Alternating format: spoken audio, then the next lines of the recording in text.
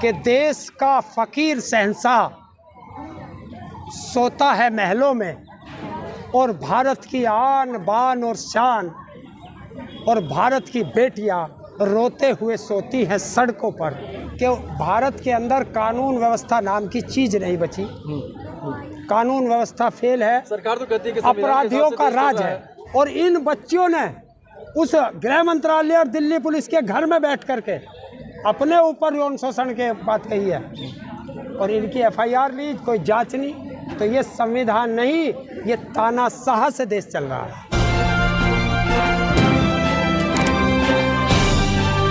आप देख रहे हैं पब्लिक आवाज़ टीवी। 48 घंटे से ज़्यादा का वक्त हो गया है। यहाँ पर भारत ही नहीं बल्कि इंटरनेशनल हम बोल सकते हैं, इंटरनेशनल रेसलर हमारे बीच में हैं। और क्या इनकी मांगे हैं, मांगों को क्यों नहीं अब तक सुना जा रहा है, तमाम बातें आपसे ही हम करेंगे और ये जानने की कोशिश करेंगे कि आखिरकार इनकी बातों को सरकार क्यों नहीं सुन। देखिए, ये भारत के वो बच्चे हैं जिन पर भारत के हर नागरिक को गर्व है, लेकिन इन बच्चों ने जो आरोप अपनी फेडरेशन के अध्यक्ष पर लगाए हैं, वे आरोप बहुत गंभीर है। सरकार को इस पर तुरंत संज्ञान लेना चाहिए था, लेकिन सरकार अपराधियों को बचा करके बच्चों को गलत साबित कर रही है।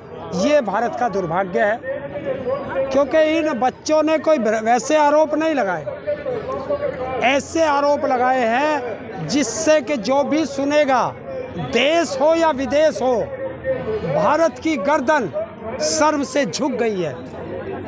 और भारत सरकार इस पर कोई कार्रवाई ना करके उसका समर्थन कर रही है कि अपराधी को बचा रही है। ब्रजभूषण जी ने कहा है कि ये सब बेबुनियाद है और बिना मतलब के किसी के बहकावे में आकर इन सब बच्चियों ने जो है ये आवाज़ उठाया है, जो उचित नहीं है। देखिए, आज तक भारत के अंदर किसी भी नेता ने जिस पर अपराध के आरोप लगे हो, मैं नाम लेकर के बता दूंगा।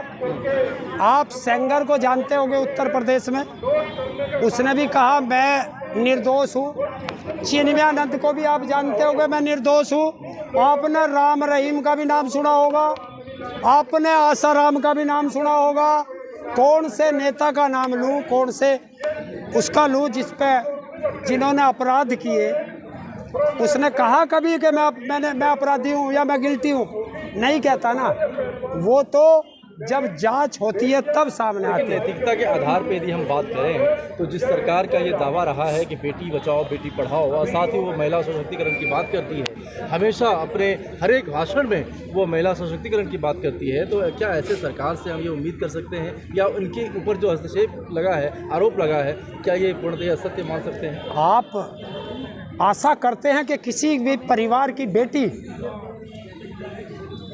उसके साथ जब कोई दुराचार होता है, वो किस परिस्थिति में आकर सार्वजनिक रूप से अपनी बात कहती है और दुराचार की बात कहती है, कितना उसके अंदर जोर पड़ा होगा। आप सोच करके देखो, राजनीति का भी क्या ये बच्चे राजनीति जानते हैं? अगर ये बच्चे राजनीति जानते तो जब 3 महीने पहले ये आए थे तो सरकार के एक बार इशारे पर, आश्वासन पर ये बच्चे जाते नहीं। और मैं कह रहा हूँ, जांच करना किसका काम है? सरकार का। सरकार जांच से क्यों भागी? प्रथम दृष्टया एफआईआर क्यों नहीं हुई? ये तो हमारे संविधान में लिखा है, सुप्रीम कोर्ट का आदेश है कि अगर कोई महिला के साथ वो महिला आती है और अपनी एफआईआर दर्ज कराती है तो उसकी एफआईआर दर्ज होनी चाहिए। उसकी एफआईआर दर्ज करने से किसने रोका? वो कौन सा अधिकारी या नेता है जिसने आज तक इनकी एफआईआर दर्ज नहीं होने दी? जवाब दे। लेकिन साथ ही साथ ये एक बहुत बड़ा सवाल है कि यदि भारत के इतने बड़े रेसलर के साथ में ऐसी घटना हो सकती है तो क्या उसमें जो आम जनमानस के ऊपर इसका क्या इफेक्ट पड़ेगा? प्लस जो वैसे लड़की हैं जिनका बैकअप कुछ भी नहीं है, वो किस तरीके से खेल को आगे बढ़ाएगी और कैसे उनके दिमाग के अंदर वो सोच बन पाएगी? ये आप भी सोचो और पूरे देश को सोचना चाहिए कि जिसको भी पता चलेगा कि इस खेल में या दूसरे खेल में या किसी भी उसमें बेटियों के साथ ऐसा अन्याय होता है, क्या वो व्यक्ति अपनी बेटी को उस फील्ड में भेजना चाहेगा? अच्छा, सीधे पूरे प्रकरण पे यदि हम सीधे तौर पे हरेंद्र ताऊ से पूछें कि अपने अंदाज में आप किस तरीके से बयां करेंगे, किस तरीके से सरकार से मांग करेंगे? मैं सरकार से एक चीज़ कहना चाहता हूँ, सीधे प्रधानमंत्री से, जी बिल्कुल, कि देश का फकीर शहंशाह सोता है महलों में और भारत की आन बान और शान और भारत की बेटियां रोते हुए सोती हैं सड़कों पर। शर्म आती है मुझे ऐसे देश के राजा को कहते हुए। देखिए फकीर शहंशाह की जब आपने बात किया तो ये तो निश्चित रूप से जिस तरीके से मौजूदा सरकार हमेशा से ये वादे करती है कि भाई हमें तो कुछ ऐसा है नहीं, ना कोई लोभ है, ना लालच है, ना कुछ है, वो तो एक फ़कीर के जैसा आए हैं और वो राष्ट्र सेवा कर रहे हैं। तो क्या राष्ट्र सेवा के ऊपर भी कहीं आपकी भावनाएं आहत हो रही हैं? कौन कह रहा है राष्ट्र सेवा कर रहे हैं? कौन कह रहे हैं? देश के प्रधान कह रहे हैं। इसे राष्ट्र सेवा कहते हैं? इसे राष्ट्र सेवा कहते हैं? अडानी अंबानी का यार बन गया, देश को बेच के मलाई खा गया, उसे राष्ट्र सेवा कहते हो? राष्ट्र सेवा ये होती है कि अगर देश की एक बेटी ने भी उंगली उठाई तो राजा को सुन लेना चाहिए। वो तो ये कहता था कि मैं कपड़ों से अपराधी पहचान लेता हूँ। बिल्कुल, वो कहता था कि मुझे जाने की जरूरत नहीं है, मैं ड्रोन भेज के खबर ले लेता हूँ। तो क्या उसे अपने घर के नीचे बैठे हुए ये बच्चे नहीं दिखाई यदि दिए? हम अपराधियों की बात करें तो अभी लिहाजा अभी उत्तर प्रदेश में ही आपने देखा किस तरीके से चुन चुन कर मिट्टी में मिला दिया गया है अपराधियों किसको मिलाया? किसको मिलाया?